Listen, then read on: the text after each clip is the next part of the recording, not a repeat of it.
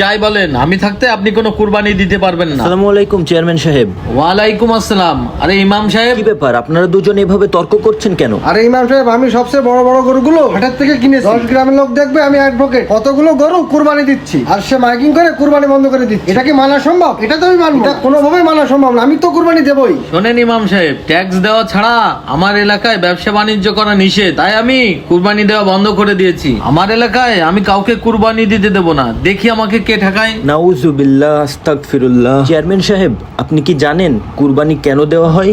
হ্যাঁ হ্যাঁ জানি, আমি জানি না মানে? আমি চেয়ারম্যান, আমি আপনার চেয়ে ভালোই জানি। ওই বছরে একদিন লোকেরে ফ্রি একটু গোশত দেবেন, সারা বছর ফ্রিজে ধুয়ে বসে বসে খাবেন, তাছাড়া আর কি। আর গরু জবাই করে সারা এলাকা আপনারা নষ্ট করে ফেলান।